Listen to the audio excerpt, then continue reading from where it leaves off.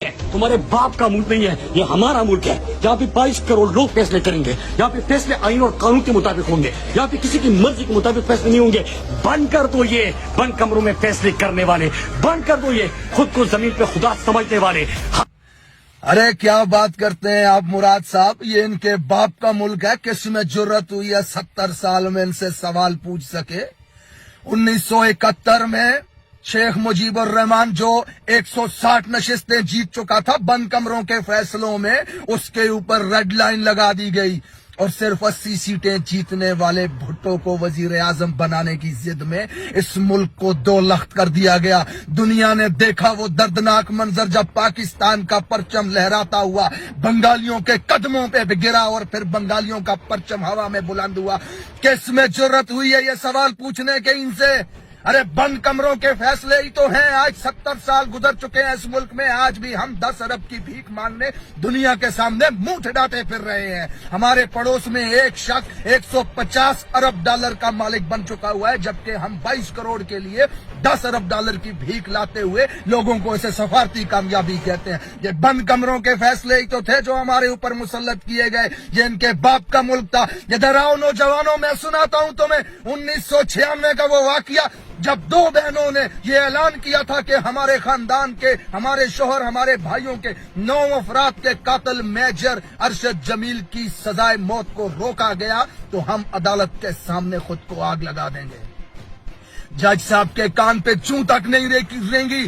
Justice of supreme court نے سزائے موت کو روکا اور پھر پاکستان کی فضا نے وہ دردناک منظر دیکھا جب 2 بہنوں نے خود کو آگ لگائی، جلس کے مر گئیں اس آگ میں، اور ان کے جسموں سے اٹھتا ہوا دھواں عدالت کے اندر جا کے کمرے میں جج کے منہ پہ چپیڑے مار رہا تھا کہ خدا نے تمہیں اس ملک میں سب سے معزز اور عزت دار اور سب سے طاقتور عہدہ دیا ہے، پھر کس کے بوٹ کی طاقت کے نیچے لیٹے ہوئے اس کے منہ کو دیکھ کر کے تم فیصلے کرتے ہو اس ملک میں؟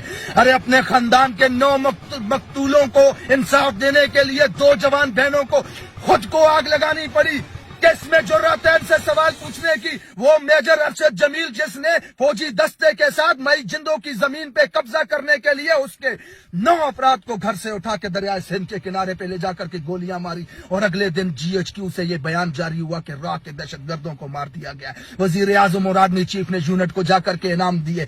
یہ تو بعد میں صحافیوں کی تحقیقات سے پتا چلا کہ میجر ارشد جمیل وڈیرے کے ساتھ مل کے مئی جندوں کی زمین پہ قبضہ کرنے کے لیے اس کے گھر کے افراد کو اغوا کر کے لے کے جا کے قتل کرتا ہے۔ ارے کون ہے اس ملک میں ان سے سوال پوچھنے والا؟ آج 80,000 لوگ مروا دیے دہشت گردی میں، ڈرون حملوں میں، بم دھماکوں میں، گولیوں میں۔ کس نے پوچھا آج تک ان سے سوال؟ آج جس قبرستان میں جائیں آپ، وہاں پہ 50 قبروں کے اوپر پاکستان کا جھنڈا لہراتا ہوا آپ کو نظر آئے گا۔ مر رہے ہیں فوجی روز دہشت گردی میں۔ آج تک ایک زمین پہ ہم نے قبضہ نہیں کیا، کسی ملک میں جا کے بمباری نہیں کی، کسی کے ساتھ حالت جنگ میں نہیں ہے ہم، پھر بھی ہمارے لوگ دہشت گردی میں مر رہے ہیں۔ کس میں جرت ہے سوال پوچھنے کی ان سے؟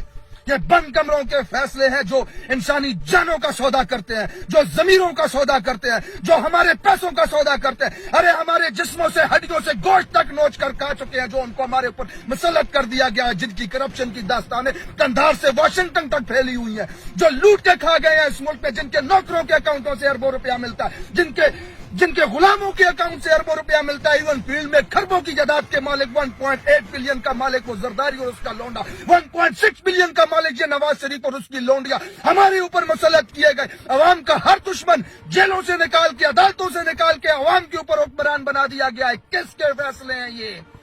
کون جا سکتا ہے ان کے خلاف؟ آج 22 کروڑ عوام اگر عمران خان کو محسن سمجھتی ہے، اگر انہیں لگتا ہے کہ یہ شخص ہمیں بھوک سے نکال سکتا ہے، انہیں لگتا ہے کہ یہ شخص ہمیں غربت سے نکال سکتا ہے، انہیں لگتا ہے کہ یہ شخص ہمیں بین الاقوامی دنیا میں عزت دلا سکتا ہے، انہیں لگتا ہے کہ یہ شخص ہمیں غلامی سے آزاد کروا سکتا ہے، تو کرنے دو عوام کو اپنی مرضی کا فیصلہ، مت کرو ہمارے اوپر مسلط اپنے فیصلوں کو۔ بات کرتے ہو ہماری ہڈیوں سے گوشت تک نوچ کے لے جا چکے ہو، ٹرک کے پیچھے ہم آٹے کے لیے لائنوں میں مر رہے ہیں۔ آج یہ بند کمروں کے فیصلے تھے، جن کے باپ کا ملک تھا، جو ان کے فیصلوں کے خلاف کوئی کھڑا نہ ہو سکا، تو آج ہم اس حالت میں ہیں۔ جو جرت آج مراد سعید کر رہا ہے، وہ جرت اس ملک کے 22 کروڑ عوام کو کرنی پڑے گی۔ سوال پوچھنا پڑے گا، اپنے حق کے لیے کھڑا ہونا پڑے گا۔ آزادی ایسے پلیٹ میں رکھ کر کے نہیں ملتی۔ ڈر کو چھوڑو، خوف کو چھوڑو، میرے سے زیادہ محب وطن کون ہے؟ مجھ سے زیادہ اپنی کوچ سے محبت کرنے والا کون ہے؟ ارے کفن میں لپٹی لاش جب گھر پہ آتی ہے تو آنسو بہاتے ہوئے یہ کہتے ہو میں فخر ہے ہمارا بیٹا شہید ہوا، وطن پہ ہونا چاہیے فخر، لیکن یہ سوال پوچھا کرو کس نے ہمارے بیٹے کو مارا؟ کس جنگ میں ہمارا بیٹا شہید ہوا؟ کہاں ہے ہمارے بیٹے کو مارنے والا؟ کب ختم ہوگی یہ دہشت گردی؟ کب بند ہوں گے ہمارے بیٹے مرنے؟ یہ سوال پوچھنے کی جرت پیدا کرو اپنے اوپر۔ بند کمروں کے فیصلوں نے آج ملک کو اس حال میں لا دیا کہ اس ملک کا جج، ریسپیکٹڈ جج جس کو رب نے وہ عہدہ دیا ہے، یہ قیامت کے دن سب سے زیادہ سوال تم سے پوچھا جائے گا جج صاحبان، کس کی فونوں کے اوپر فیصلے کرتے ہو تم اس ملک کے اندر؟ اگر اس ملک کے نظام کو بدلنا چاہتے ہو، اپنے آنے والی نسلوں کے مستقبل کو بدلنا چاہتے ہو تو کھڑے ہو کر کے سوال پوچھو گے۔ بند کمروں میں کیے گئے فیصلوں کو مسترد کرو، اپنے فیصلے خود کرو اس ملک کے اندر۔